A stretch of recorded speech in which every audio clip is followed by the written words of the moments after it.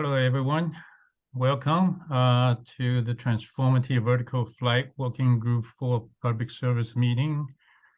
This is meeting number 78. And today we have upfront topic and updating on some coming conferences, and followed by the main speaker, Dr. Carl Dietrich.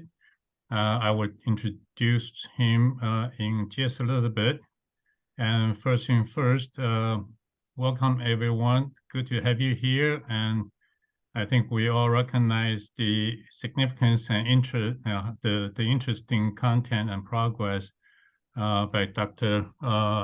Dietrich on the Jump Aero, the latest newest project. Before we get into that, let me get to the upcoming conferences, just so that as a little reminder for all our members, this is a busy time of the year regarding the vertical fly AAM space. So just a few, this is not exhaustive listing, but few I think worth mentioning, so that in case you didn't recognize any one of those that's worthwhile to attend, probably still have time to make an arrangement. The first one is September 26th, 28th is the 7th workshop on AAM infrastructure, organized, of course, organized by Vertical Flight Society. My understanding, we can, in case you can travel due to schedule conflict or whatever, it also available on online attending. And the other one is the Next Gen UAM and Unmanned Aircraft Summit organized by SAE. I will be also speaking online the use of eVTOL aircraft for military applications. I mainly focus on the last mile transport and logistics. And there are several additional SAE online meetings. You may find a few of them interesting and related to your work or interest. So feel free to log into the SAE website to check them out. And then also there's a electric and hybrid aerospace technology symposium going to take place September 27th and 28th in Bremen, Germany. I will be there. That's the reason I'm in Europe right now. I'll be talking about dynamic infrastructure development for eVTOL AAM public service operations. In the same time, the same location, there's also a hydrogen technology expo, which is understand to be one of the largest event of such topic. It's not limited to aviation, it's across the board, but including aviation use cases and so on. And of course, there's on the upper right-hand corner, you can see that the flying HY, which is going to take place October 10th to 11th in Grand Forks, North Dakota. I understand it's going to be one of the largest hydrogen-related conference on aviation-related conferences. So it will be probably worthwhile if you can make it. That would be great. And of course, there's also AirTech going to take place in Germany. And also in November 1st and 2nd, there's a propulsion power technical meeting, again, Vertical Flight Society. Would be significant topic and content. So again, this is not all the listing, but some of them I find to be related and interesting. Don't forget that there's many more meetings beyond this, including December all the way to early next year on the Vertical Flight Society website at the bottom on the left. So in case you haven't checked it lately, please go check out those listings. It'll be even way more complete than what I have here. So with that, as a reminder for some of the interesting conferences to attend, let me briefly introduce Carl Dietrich. Amazing background. Carl received his bachelor's, master's, and PhD from the Department of Aeronautics and Astronautics at MIT in 2000. And he has a long list of recognition and accomplishments. I would encourage anyone who doesn't know Carl well enough, go look him up on the LinkedIn. Just amazing person. And one of the things, significant achievement he managed was founded a company called Terrafugia in 2006. I think many of us know that project and the company progress. And the even more impressive, armed with all that knowledge, background, experience, and so on, Carl really took a major step forward in what I consider meaningful and important. He founded the Jump Aero, and Jump Aero is developing an eVTOL aircraft for first response missions. That's exactly what our working group 4 is talking about. Of course, we invited all the working group members today because I think this have potential to expand beyond just the first response mission, but it is so critically important that Carl did a lot of homework, understanding how the speed, the quick, the response, the short response time, how important it is to be successful in EMS and other first responder missions. So they're developing an airplane that's very different than many other or most other AAM in the AAM space.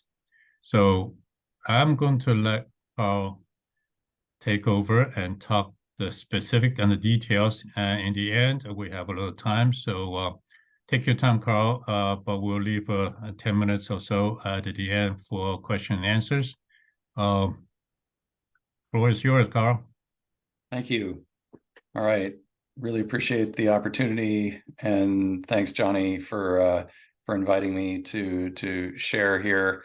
It's great to be sort of out of our pseudo stealth mode, like we were saying before, and to have the opportunity to share a little bit more about what we're doing at Jump Aero and what we've been doing for the past 4 years. As Johnny mentioned, Jump Aero, our mission is to leverage eVTOL technology to help first responders get to the scene of rural emergencies as quickly as possible. Now, this is a Vertical Flight Society forum, and my background in vertical flight is not quite as deep as a lot of folks who are on these calls. So I did want to share a little bit about some of the things that I've been involved with through the years. My first exposure to vertical flight was through the DARPA TX program. Terrafugia was a sub to AAI and a number of other Textron companies. We were looking at the Cartercopter slowed rotor compound technology on a combined flying, driving vehicle, which of course Terrafugia had some experience with. We wound up doing a 75% scale ducted fan test rig for that. And then we spent about 4 years looking at our TFX concept and flew some little subscale aircraft. For that, that was a hybrid personal VTOL flying car concept, and learned a lot about the limitations of the technology. We were really pushing things with that concept. And then we started getting into the urban air mobility, air taxi, air cargo, and developed the TF2 concept, where there was a detachable pod that could either be a cargo pod or a passenger transport pod.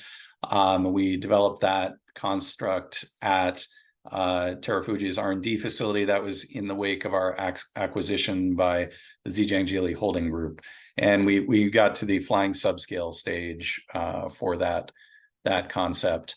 But most of my what I would call full-scale experience was with the Terrafugia transition program, which was a combined flying driving vehicle that could fold up its wings in about 30 seconds with the push of a button and drive down the road, park in a single car garage. This concept was something that we took through a couple of generations of flying prototypes. I had the privilege of being able to fly my flying car back in 2014, and it was a very interesting program, and we learned some really valuable lessons about developing novel technologies in aerospace and really pushing the bounds on a number of different fronts.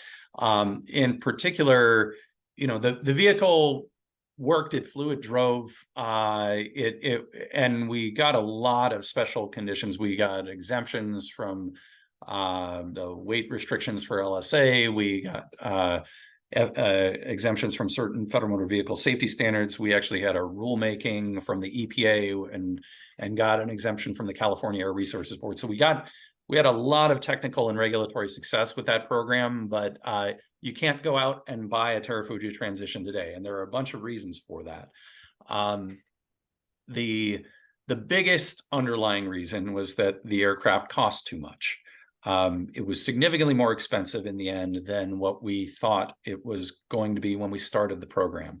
We started the program, we did sort of traditional aerospace costing, and we thought that we could sell it for $200,000 to $250,000. Boy, were we wrong. We were wrong by like a factor of 3.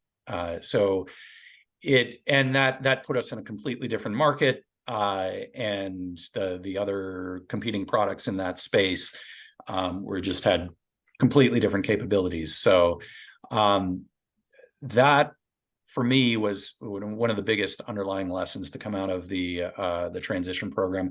A lot of the cost of the program was really baked in at the conceptual design stage. So tremendous amount of value in early iterations. And as an entrepreneur in this space, I was really always driven. We got to move forward faster. We got to be, get this thing out there, show a lot of progress as quickly as possible.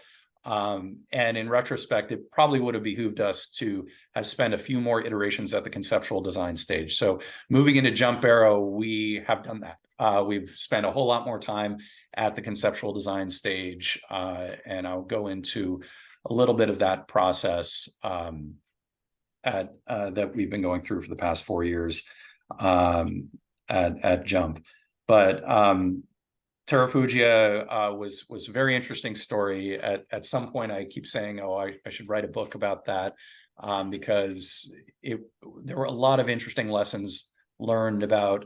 We thought, with being acquired by a major global OEM automotive company, that we could leverage automotive supply chain and try to drive down costs, and that did not work. Didn't work at all. So some lessons to look at for other companies that are trying to do that, and there are a lot of reasons for it. But in any case, I'll move on just to say that's a lot of my background, and sort of where Jump Aero came from was affected a lot by the Terrafugia story and what we did well and what we didn't do so well.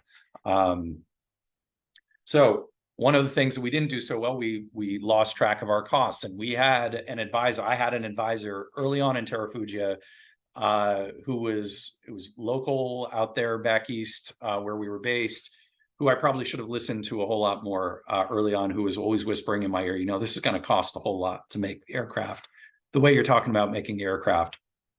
And of course, we were up against hard weight limits, and it was a big challenge. And but when I started Jump, I really took the lesson to heart that I should have been listening to Jeff a whole lot more at the early conceptual design stages of the Terrafugia programs. And so Jeff has a really interesting background. Jeff is also an MIT guy, but he was a computer science and transportation guy who wound up becoming a boat builder and created a very profitable little company manufacturing composite boats in Chelsea, Massachusetts, which is not exactly a low cost area to do manufacturing. But he's been running that business for close to 30 years now. He's invented a lot of really creative composite production techniques, and his boats are really some of the gold standards for crew coaches boats, and are used as camera platforms at the Olympic Games and things of that nature. And he does this all out of a really small footprint. So his fixed cost basis is very low. And he's producing vehicles that are bigger than the size of our aircraft at Jump. And he's doing it with an incredibly small team out of an incredibly small space, at production rates comparable to what we have in GA. So really some amazing lessons learned. And this is one of the things that I really like to do, is go out and look at these other industries where they're achieving these production rates, and these that are things that I think we can learn a lot from in aerospace. So Jeff is actually one of my co-founders at Jump Aero now, and another one of my co-founders is Katerina Bariloff. One of the other challenges, of course, at Terrafugia was we never had more than 9 months of money in the bank. That is a very stressful way to live for more than a decade. So, wanted to partner with a co-founder who could really help on the business development side of things. Katerina had a tremendous background, starting at Hawker Beechcraft, did structured finance, and then went to work and set up an aviation division at Goldman Sachs, and then got tired of like the big investment bank type world, and went out and was really drawn to entrepreneurship, and became an advisor to entrepreneurs who were looking to do interesting things in aerospace and aviation.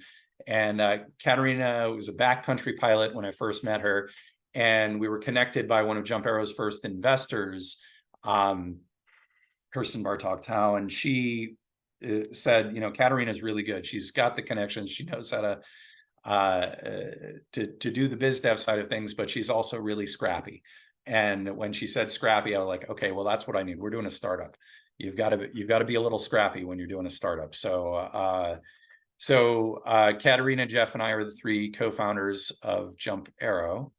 And Katerina then went out and became an EMT, which, as we'll get into a little bit more, having that strong customer connection and really understanding the customer's needs is so key to making sure that your requirements are spot on. So Katerina is a member of her local search and rescue team now down in Ventura County. And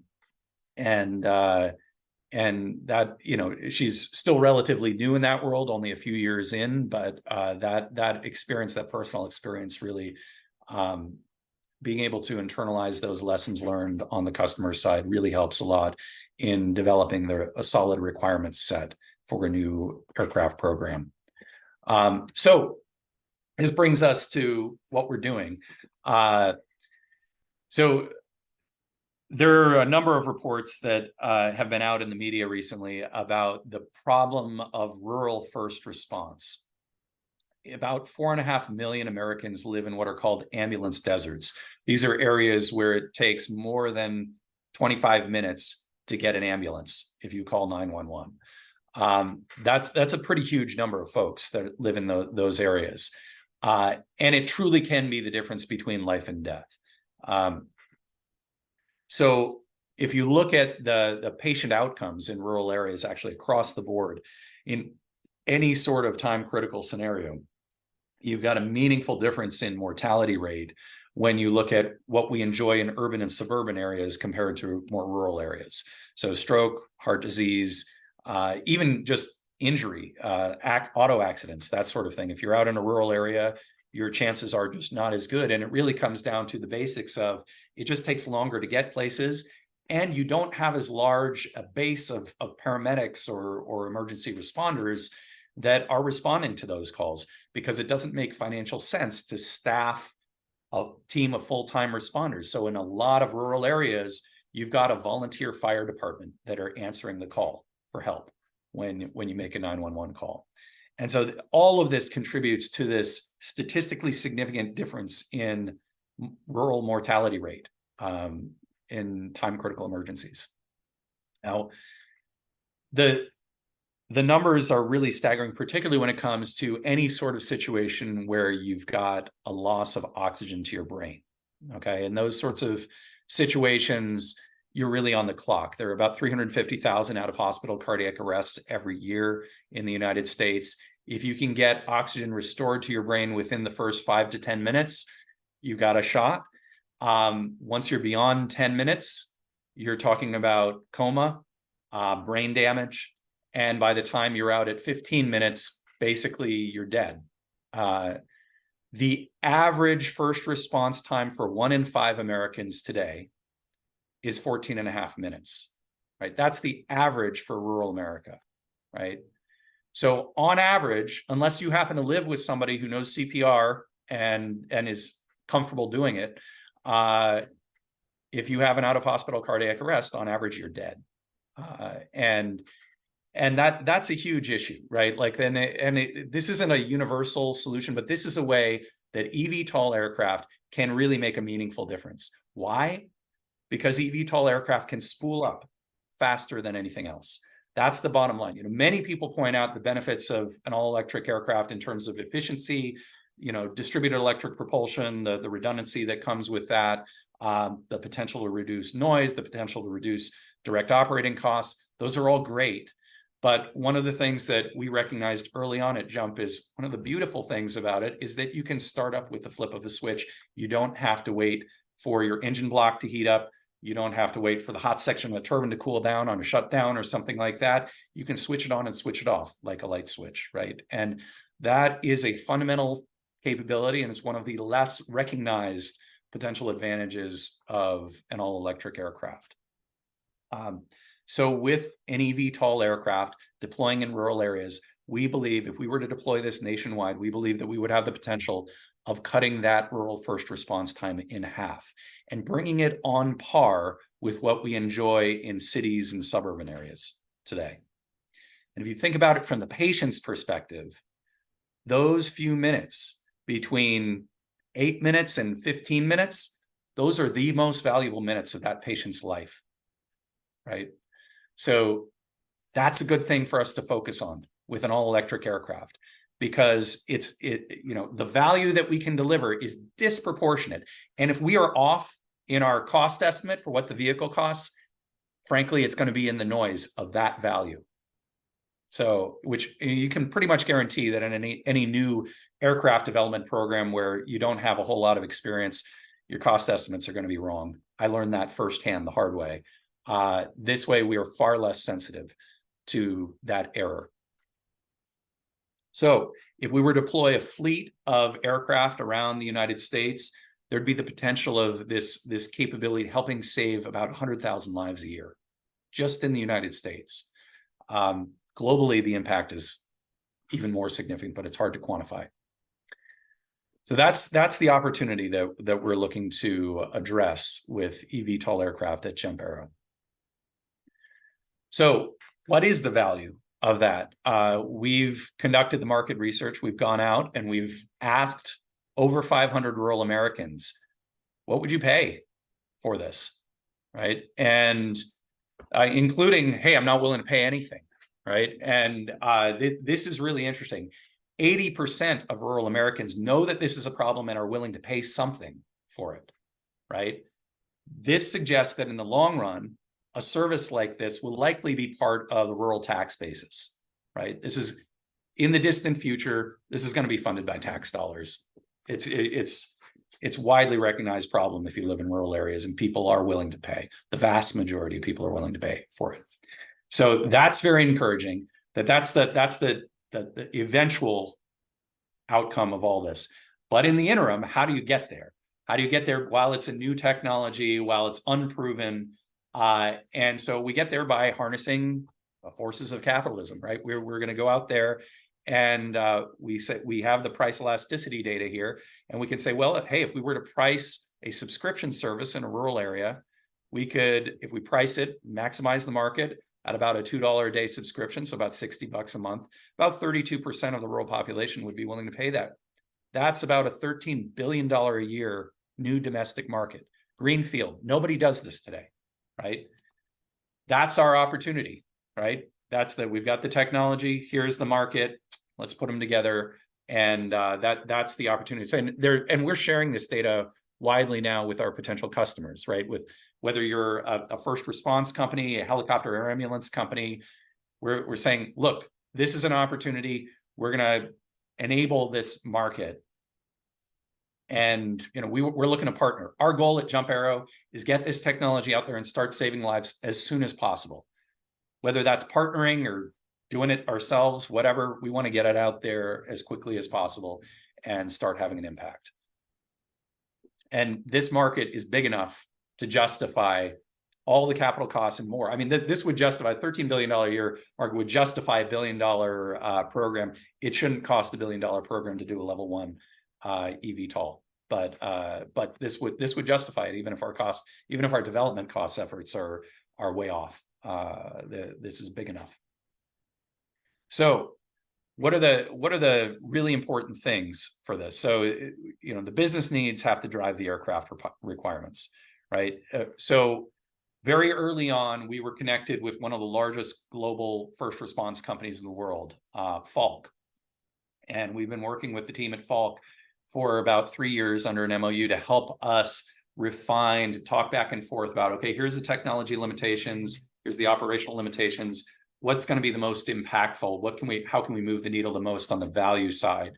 And we wound up coming down to the aircraft must carry 1 trained professional plus life-saving equipment. There was a big debate, should it be 2 people? In an ambulance, you've got 2 people today. We wound up saying, no, 1 can make a difference. And by going to 1, we can make a smaller aircraft, we can land closer to the scene of the emergency, we can get help to the person faster. Also, the staffing costs and the business model, all that thing, it's all affected by the size. You have to look at the operation, the business operation. The aircraft needs to be able to land close to typical emergency locations. Over 90% of emergencies happen either at home or at work, right? That's where you spend the most time, right? So most of the time you're landing at a rural home or, out in, and if it's a farm or something like that, out in the field. The aircraft design needs to be able to maximize the 8-minute coverage area. So this was a really key parameter that we wound up identifying fairly early on in the program. It took a little while to get there. But most first response companies are under contract to get to the scene of an emergency or get to a certain percentage of their calls within 8 minutes. And the reason is it comes down to that oxygen to the brain thing, or if you're losing blood, you need to get help there quickly, right? So a lot of those first response company contracts are structured in that way, that they have to get to 70%, 80% of their calls within 8 minutes, right? So how do we maximize the potential business model for our customers? Well, we get to as many people as possible within 8 minutes. That's how we do it, right? So on top of that, of course, the aircraft design should minimize the training time and operating costs and all those things that are more straightforward from a deployment and DOC perspective. So pretty early on, we looked at all these requirements and we zeroed in on it has to be all electric for rapid startup. And we zeroed in on a standing tail sitter, or an axis sitter, as we're calling it in the new parlance, the standing tail sitter VTOL configuration. Why? Because a standing tail sitter is generally long in one axis, not 2 axes. If you're long in one axis, you've got a little bit more flexibility to land on a 1-lane road or a driveway, that sort of thing, a reasonably flat surface somewhere. And also it means that the aircraft can potentially be transportable by trailer without any sort of disassembly or any sort of pivoting, swinging wing or anything like that, right? We wanted it to be you just pick it up and you can move it on the back of a trailer. Why do we care about moving it on the back of a trailer? Because we're looking at one-way flights. These are battery electric, right? Very limited in terms of their range. Who knows what the reserve requirements are? Hopefully we're going to have performance-based reserves, but who knows? With any sort of all-electric aircraft, you're very range limited. We don't want the pilot worrying about reserve energy for the return flight. We want them to be worried about getting help to the patient, right? Get there as quickly as you can. Don't worry about any sort of return trip. We'll go out and we'll pick up the aircraft and we'll drive it back to the base. So these are one-way flights, all electric one-way flights, right? The return trip doesn't have any sort of time.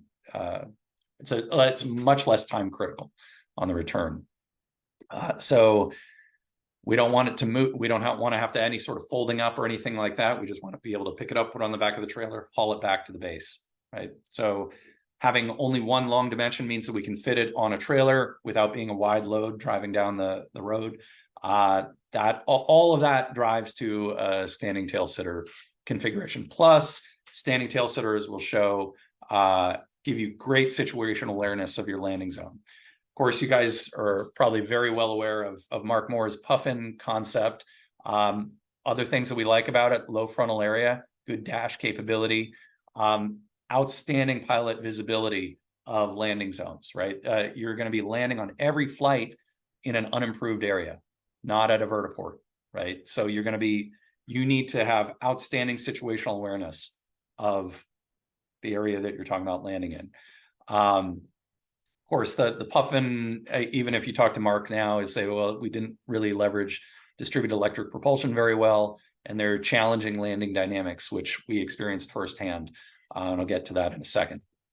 So there's also, I want to give a shout out to the Ziva guys. The Ziva concept was really interesting. We were looking at their vehicle and the possibility of doing some sort of partnership there.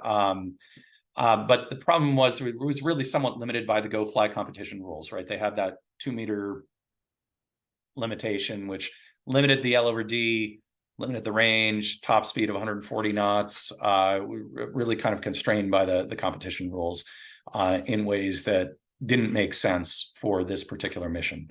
So,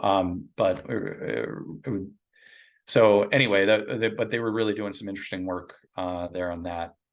So 2019 was when I left Jump Aero, or excuse me, when I left Terrafugia, founded Jump Aero. And like any good startup, we started in my garage, and with a small group of a couple of really sharp young engineers that were working with me at Terrafugia, and started getting some firsthand experience with this crazy standing and then lying prone and then standing again tail sitter configuration and the human factors associated with that type of operation. And we went through lots of iterations. These are some of the early iterations of the design of various different concepts for standing tail sitters, and spent a lot of time looking at blown wing, single wing configurations. 16 iterations later, we thought that we had a version that we liked. And one of the reasons that we like this, one of the things, it's not just can you navigate transition, it's can you navigate transition and deal with a failure in the worst possible time of transition with these kinds of aircraft. So I'll play a little video here, and hopefully the sound doesn't come through because it's horrible sound. But I wanted to, let me see. Oh, good. It's not making noise. So what you're going to see here is a simulation of this J16. This is an earlier version. And then we simulate a hard over actuator failure right there. Now we have a fully deflected outer left aileron down, and the control system has to compensate for that. So that we were looking at all these various failure modes happening at the worst possible time, high alpha, low margin phases of flight, that sort of thing. And you can see things get a little wonky when you have these failures that happen at bad moments. But that's a lot of what we're looking at, is how do we convince ourselves that we can tolerate a failure of any motor, any actuator, and really take advantage of that some of the benefits of true distributed electric propulsion. And we thought we had a concept here in this J16 iteration. We built a little tiny foamy thing and we flew it. And then we built a 1/3 scale aircraft. And this was actually a pretty sophisticated aircraft. It had a full CAN bus and, real a dev kit for a real flight computer on board. We wrote all the software for it. It was pretty pretty sophisticated piece of hardware, and we flew that. Oh, I'm skipping ahead. Oh, I thought I had one. Oh, anyway, we flew that 1/3 scale vehicle under a tether and showed that it could work. And then on landing, we had a bunch of landing dynamics issues, and it comes down to a fundamental aspect of this blown wing concept, where when you are in contact with the ground, the control surface deflections sort of they don't work in your favor. So we wound up making a major change going from the J16 to the J17. J17 was more traditional drone-like concept. So this is the J17 iteration, which now implemented variable pitch actuators, 8 propulsors blowing a wing, but this one didn't have control surfaces. This one we were looking at, we had a STTR with Caltech, Professor Soonjo Chung's group at the Caltech Autonomous Systems and Technologies Laboratory, where we evaluated an adaptive machine learning based flight control algorithm that had the potential in sim, we were looking at the potential for it to recover from failures faster than our baseline controller, right? Our baseline static flight controller. And indeed, we showed it in sim in the phase 1. And then in phase 2, we did this testing where we actually flew the subscale aircraft, intentionally failed either a blade pitch actuator or a motor, and demonstrated measured improvements in the key recovery metrics, which we defined as the maximum angular deviation of the attitude or the vertical velocity error. We measured up to 71% improvement in those recovery metrics using what we call this electronic parachute, or this adaptive ML flight controller.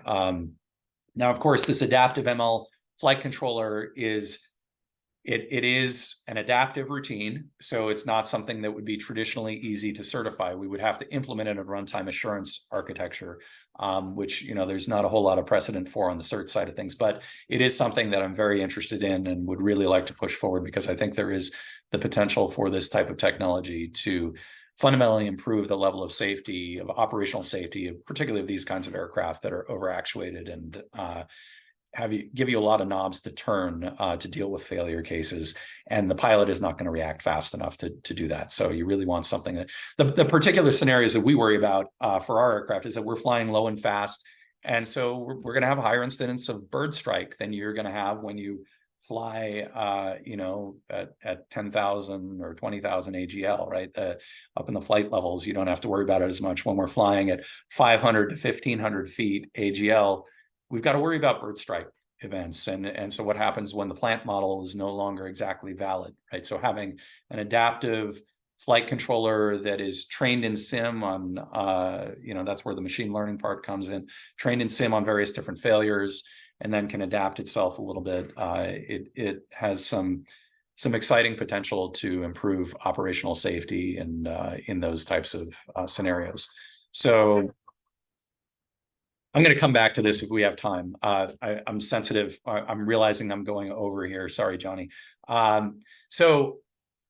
So we went from J17. Now today, the configuration that we've published as actually our J19, our 19th major design iteration. And we've got a couple of subscale aircraft here that you see on the tables here in our shop. One of these aircraft, one of the interesting things is because we were optimizing for this really high-speed dash mission, the subscale version of this aircraft, which is dynamically scaled, these are both dynamically scaled subscale vehicles, they also have incredibly high performance. In fact, these subscales will cruise, you know, over, if we were allowed to, which we're not under 107, but if they are physically capable of flying over 100 knots, and one of the interesting use cases that we got another phase 2 STTR for in combination with Oklahoma State University is to use this orange one. You can kind of see there's an antenna coming out of the nose of this orange one. That is an ILS antenna, and we're going to be carrying a software-defined radio package on board this subscale aircraft.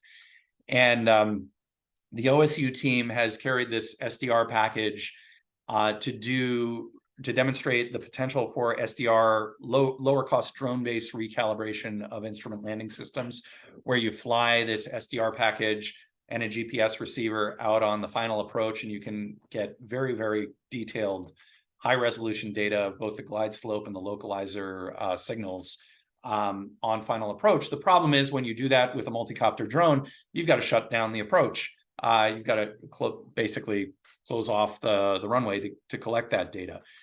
And the way that the Flight Inspection Service does these recalibration missions today, they don't do any sort of, they fly around a Challenger jet or a King Air. And so you don't have to shut down anything. You can integrate with traffic. Well, this little subscale here is so fast that we could effectively wind up integrating with traffic in the long run. So we could achieve the cost savings of drone-based ILS recalibration, which is like 20x compared to like flying a Challenger jet around, but not have to shut down an approach. And we can also use all the same procedures, all the same trajectories that they fly today with a Challenger or a King Air. So that's not a huge business, but that could be, it could be maybe a $10 million a year type business that may be a spinoff from what we're doing here. So that's really exciting. And we're in the middle of a phase 2 right now to evaluate that potential. The big news though that we announced a couple weeks ago is that we won a tactical financing increase through the Agility Prime program with the Air Force that will be funding the first full-scale build of this configuration, this J19 configuration of our vehicle. So that full-scale eVTOL project has begun, and we expect to be flying in the second half of 2025. And this is so the rest of the talk is going to be more CG based because it's talking about that full-scale aircraft that we're making. Hopefully you guys have seen the little animation here of the concept of operations, where you could have a customer, whether it's a subscription service, they push the button on their smartphone, that connects them to the 911 system. So we're not getting in the way of the 911 system. We're just operating in parallel. But we would actually deploy in parallel, and we would get there significantly faster than the traditional ambulance.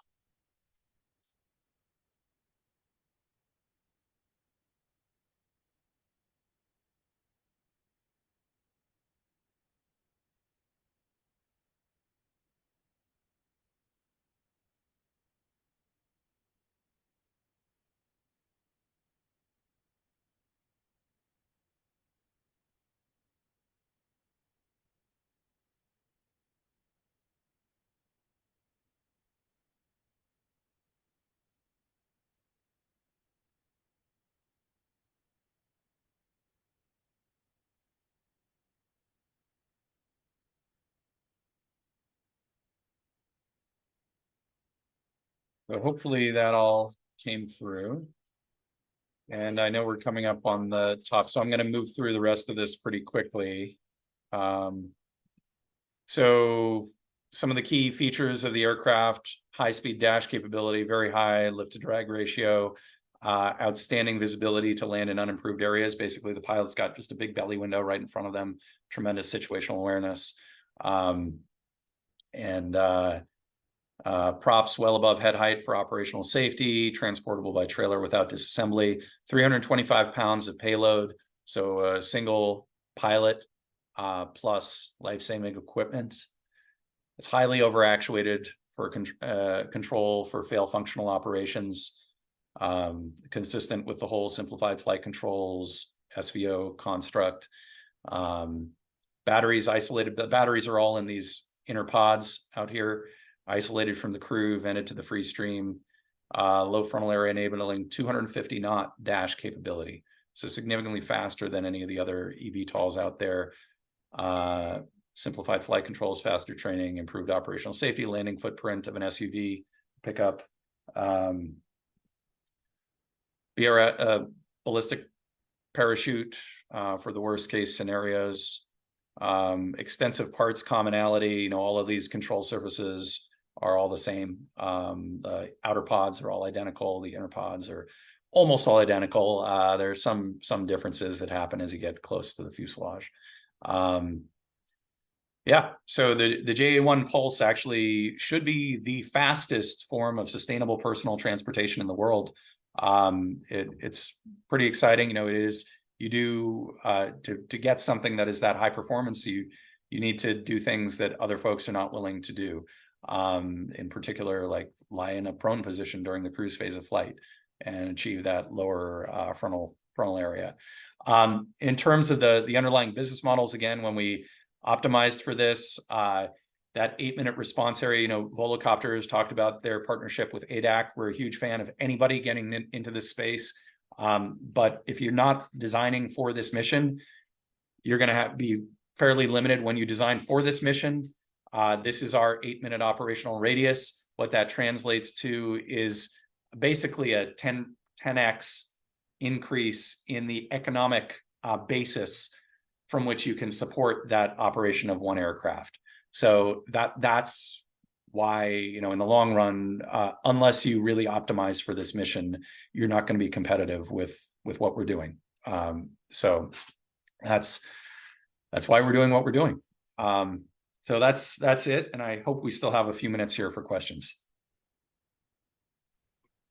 Thank you, Carl. That's a lot of information, I think, for everybody attending to soaking. But we have a few minutes, so anyone has comments or questions, please go ahead. I have a question, Carl.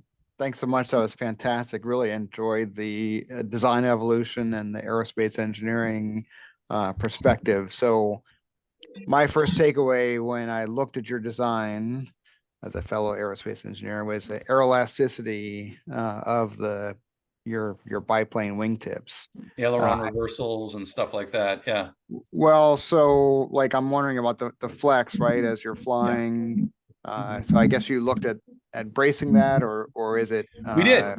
Because we looked at putting little verticals between the outer struts. We looked at a more rigid 6-prop configuration also. Yeah, I mean, there's a lot of trade-offs. There are different ways of doing it. In the end, we came to the conclusion that we could make a wing that was stiff enough that would enable this to work, that would allow, that wouldn't suffer from aileron reversal or high-speed flutter issues, but it was a back and forth. And you know, just to be transparent on where we are, we have not yet built the full-scale wing, so we haven't yet proven that.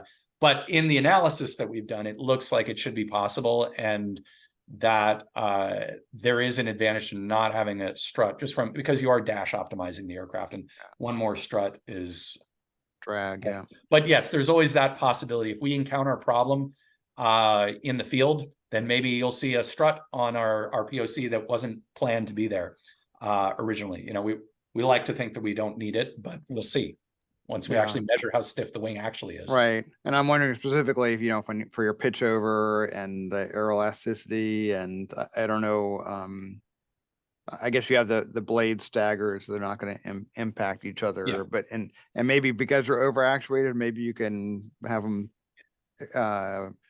through thrust, you know, the thrust, maybe you could make sure they don't get too close. Or so one of the things that we can do actually is with the control surfaces out on the outer pods there are independent, so we actually can split them to give you a moment on apply a moment to the tip, which is our air brake. You know, that's how we can, so we can actually control the aircraft even in hover with just the control surfaces with just constant thrust, but we have control allocation scheme that splits it up, but there is that possibility of doing it that way. So what that means is that we can sort of independently twist the wingtip if we want to.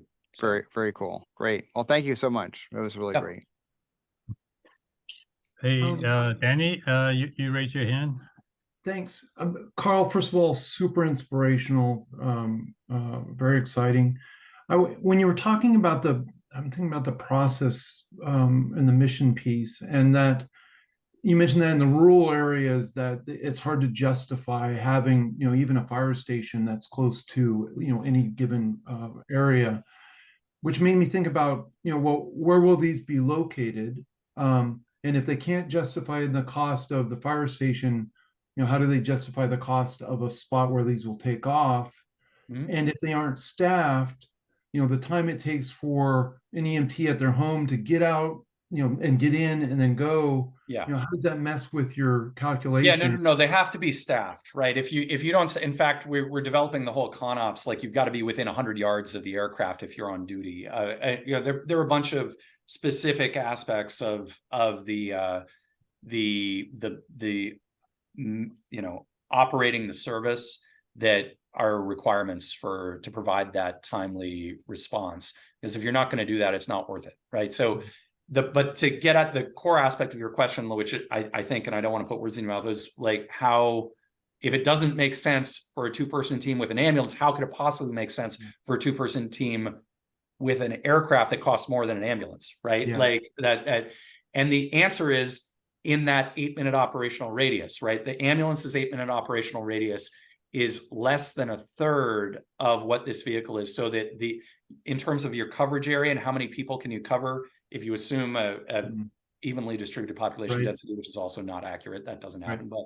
But if you did assume an evenly distributed population density, we would be able to cover more than 10 times the number of patients with that one aircraft and that team of 2 people. So that's how the economics work, right? Is that, and we've done a lot of modeling on the business side of this, is that it can actually make financial sense to deploy an aircraft and a team of 2 people in rural areas where it does not make sense to even have an ambulance today.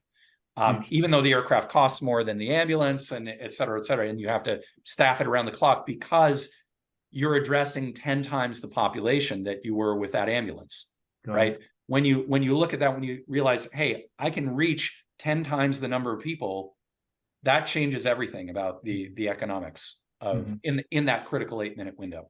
That's really the key here. And that is the essence of the greenfield business opportunity. That is the thing that's so exciting about this, is that this is enabled by this technology in a way that nothing else. There are helicopter air taxi services out there right now, right? All of that exists, right? This is a true greenfield market, right? This is stuff that just is not done because you can't. It doesn't make economic sense to do it when it takes 3 to 5 minutes to spool up a helicopter air ambulance. So that's the opportunity that we see. Thanks. Thank you. Yeah, Carl, that's really amazing. That critically important, because we have sometimes a lot of people would say I'll build a deal account, but in this case, you actually do the business case assessment to formulate backdrive your design, and that really just the right way to do it, if I were to say. Tammy, you have a question there or suggestions? Questions? Thank you for your presentation, Dr. Dietrich. It was very insightful. My name is Taemin Jung, international intern in NASA Ames. So I have 2 questions. First, in case of emergency situation in the urban area, the vehicle should land somewhere between buildings. Then I think it is important to resist from gust or turbulences generated from the buildings. So is there any advantages of this Jump Aero's exit-sitter design is in that point of view?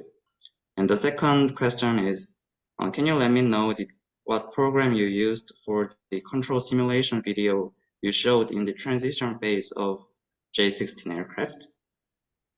Sure.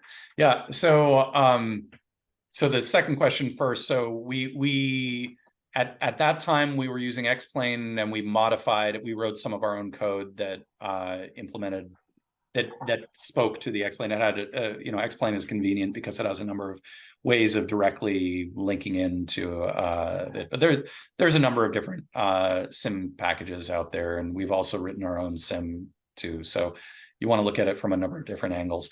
But the first question I do want to point out, we do not anticipate using this service in urban areas. So this is not for cities. This is for rural areas. And there are a bunch of reasons for that. One is urban canyons and the types of strange gusty wind conditions that you could have in urban canyons. The other is the need is not as acute in urban areas. In urban areas, you do already enjoy 8-minute response. So there's not a whole lot of benefit to be had. Also, the population density is high enough already that it makes sense to have plenty of fire stations or first response operators around already in the area. That this is the green field that's opened is in the rural areas. That's the opportunity that we see. So we're not attempting to go into urban areas at all. So, Thank you. Mm-hmm. What? JP, go ahead. Hi, I put it in the chat, but I'm a battery guy through and through. So I was wondering, what are the expected the number of trips per day, week, month that you envision for this type of the mission? And also, how often would you have to replace your battery module in this kind of mission? Thank you. Sorry, JP, I didn't catch the second part, but let me address the first part. We can come back to the second part. So one of the things that I really like about this business and use case is that it doesn't require the aircraft. It's not the airline business model where you've got to keep your assets in the air all the time to be making money for you. The customer is paying for availability of the service. So you actually want the aircraft to be based on the ground all the time, right? And to be ready to go all the time. And it turns out that typically you're talking about maybe one flight a day to one flight every other day. And that the economics of that can work. And that's really interesting, right? Because you don't have you don't need as much the really rapid turnaround. You've got time to recondition the aircraft.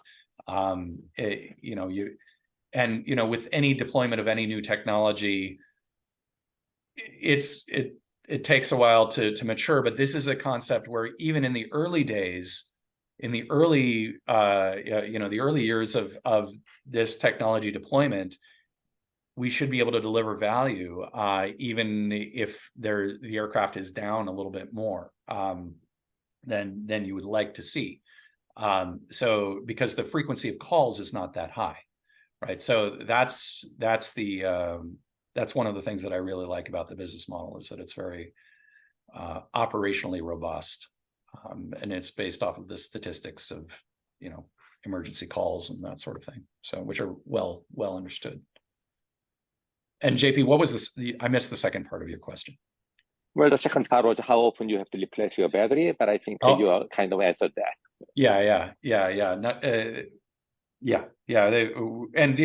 Also the answer is until we have field experience, we don't really know. But we've spoken to the cell manufacturers, and they expect us to have cell lifetimes, battery lifetimes that are 4 times the minimum that we need to make the business work. So I'll leave it at that. That sounds good. Temjing, go ahead. My question is, can you speak to certifications to be able to operate this aircraft, please? Sure. Yeah. So on the aircraft side of things, until we learned about the Mosaic NPRM, we were expecting that this would be a level 1 cert project. It would be a 2117B powered lift category aircraft. We have a draft cert basis for it.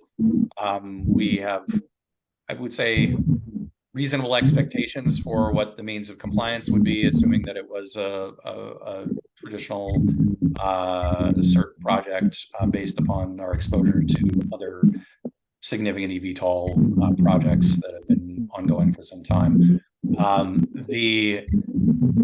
The operation of now that, you know, if Mosaic happens, that would be a tremendous win for us, as proposed in the NPRM. It would allow our vehicle to come to market as a light sport aircraft. Now, we wouldn't make a different aircraft. It doesn't change the engineering requirements, but it would certainly change the path to market for us. So that's on the FAA side of things. On the operational side of things, it's a Part 91 operation. It's not a 135 operation. So technically speaking, the pilots don't even need a commercial because they're being paid primarily to be a first responder paramedic. The use of the aircraft is technically incidental to their primary job, which is to go and take care of the patient. Now we'll wind up asking the FAA for a letter of authorization for that, just to confirm the interpretation there, because you could argue, well, it's still a commercial business, blah, blah, blah, blah. But we've got a pretty solid legal basis from which to assert that that our pilots could be, just effectively private or with training in this particular aircraft, of course. So the type rating approach just makes sense. The category, as Gamma commented in the SFAR category, the category thing doesn't make sense, but the type rating certainly, or time and type, training and type obviously makes sense, because this is such a unique platform. And then on the medical side of things, to operate, and it depends, but usually medical operations are governed on a county, both basic EMTs are governed on a state level, at least in California, and then advanced life support, like paramedic type stuff, is on a county level. So you would need to be able to, get approval from the county medical director in the areas that you're operating to provide first response services. But one of the nice things about it is, because there's that economic case to be made, you don't have to ask the county for money. You've got a very compelling say, hey, look, I may be able to make your numbers look better, and it won't cost you a dime, because I'm going to go direct to consumer, right? So there's a really nice pitch to be made to a rural county medical director. Can be completely outside their budget, and then once there's a subset of the population that is paying for the service, then at some point there will be general demand to make it a taxed service and just give it to everybody. So that's the rollout plan in a nutshell. Hey, Carl, that sounds like a win-win-win opportunity right there. And with that, I think we will have to wrap up our session today. But you all have Carl's contact information on the screen. I'm sure Carl will be more than happy to chat and discuss further. So again, thank you, Carl, very, very much for this insightful, interesting, and I would say just what the world needs. It's beneficial. We can help people saving lives. That I can do better than that. So, and thank you everyone for attending, and I'll see you guys next time.